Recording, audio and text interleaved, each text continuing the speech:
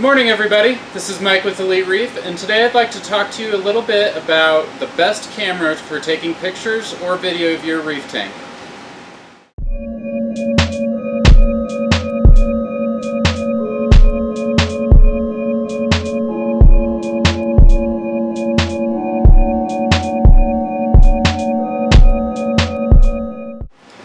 So as you can see here, I've got quite the selection of cameras laid out. We've got GoPros, different GoPro mounts, a couple of different types of GoPros. I got a nice Canon point and shoot here.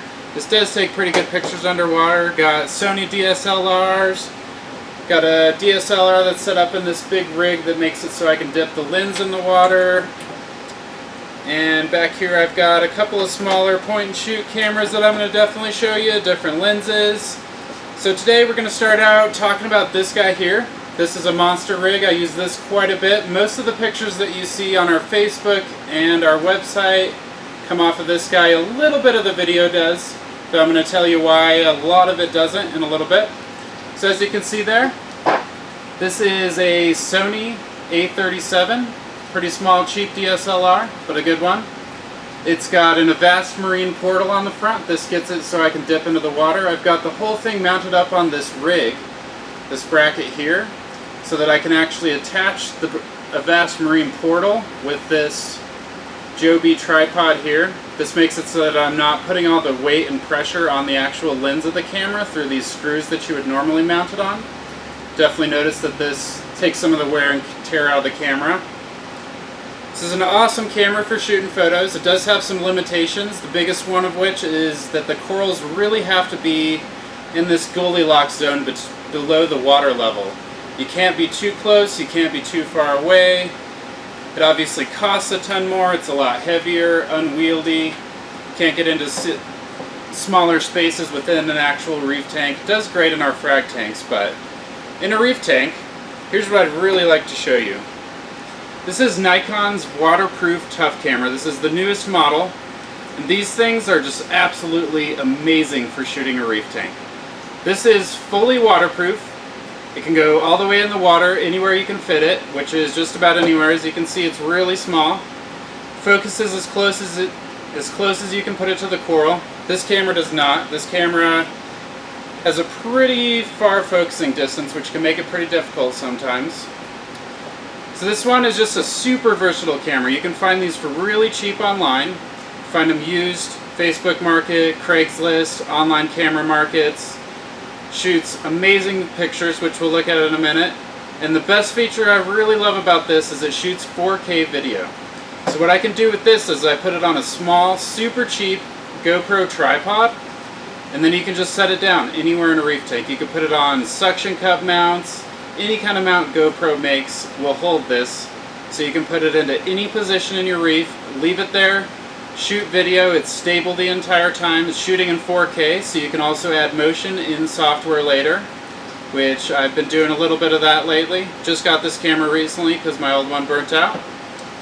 And here is another example of a very similar camera. This is an offering from Fuji. A little bit older model. I actually got this one for my son off of the Facebook Market for just $40.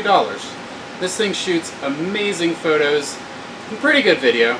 Not as good as the new 4K Nikon, but definitely amazing, amazing photos. This, out of every camera I own, is the one that I would recommend you get.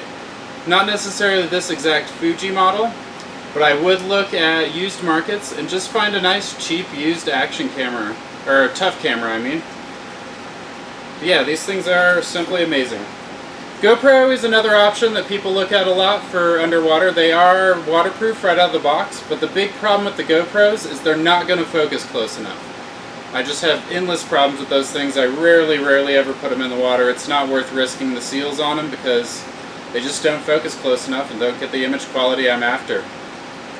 Alright, so let's take a look at some pictures. First, we're going to look at some pictures out of this monster rig. So I'm going to take this guy over and we'll shoot some pictures with it.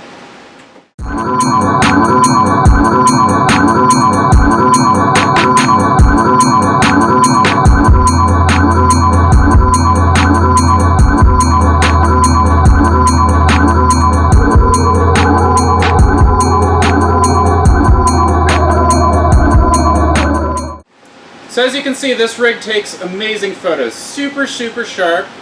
Dynamic range is huge. The focal range is huge. That's one of the biggest things about this, is it is adjustable manually, so you can open that aperture up further, you can close it down further, get more depth of field. I prefer to close it down as far as possible, that way I can get that depth of field, get most of the coral in focus from front to back. It also has really nice white balance settings. I can just about tune an orange colored filter into this camera just in its software, so that's definitely a really nice feature. One of the biggest things I don't like about this is video.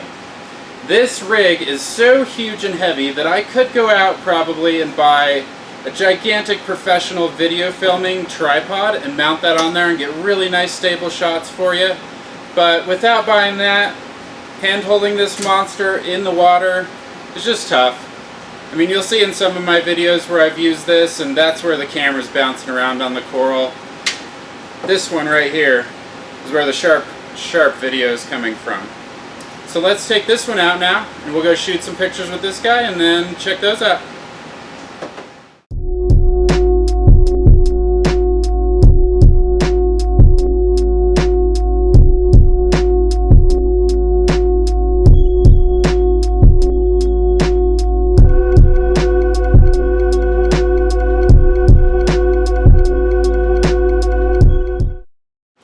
So as you can see, the little Nikon Tough camera also takes really amazing pictures. It's got a couple of shortfalls on that, but overall it does incredible for the price. My biggest gripe about these cameras is the optics. As you'll see, the center of the image when shooting really close macro images is going to be really sharp, but as you go out towards the edge, it gets blurrier and blurrier. The other thing I don't like is the depth of field. It's got a much, much smaller depth of field, so you're going to get a really short sweet spot of the actual coral in focus, and then everything in front and in back of that is going to be out of focus. This camera solves that pretty well, but the other thing I really love about this is how close this can focus. You can just about get as close as you can without actually putting shade on the coral from this camera, and it will still focus. Then you can zoom in with it and it'll still focus. You can get just super, super close with this camera, get really fine details, and then you can shoot 4K there too. So it's an amazing piece of equipment. I honestly use this on my channel probably more than any other piece of equipment you see here, and it does an amazing job. Alright, the final thing I want to do is show you the video out of both of these guys. I'm not even going to do it separately. I'm going to just put a few videos together, mix them in, and I think it'll be pretty glaringly obvious which one shot the video for each clip. So check them out.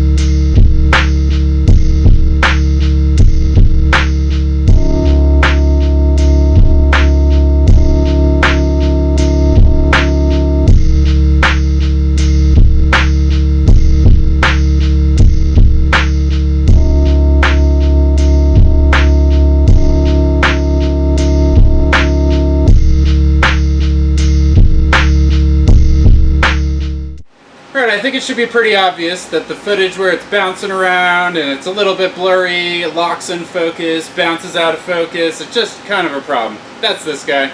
That's the video out of this thing. Amazing for photos, it's an amazing rig, I love this thing, but it is just terrible for video.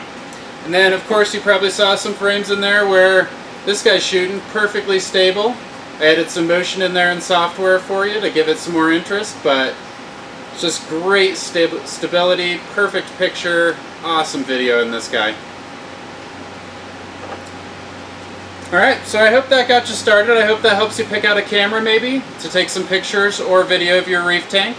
Hopefully in the future we'll get more in depth about the settings I use, how I use these cameras, angles, lighting, all that sort of stuff. But for now, thank you for watching.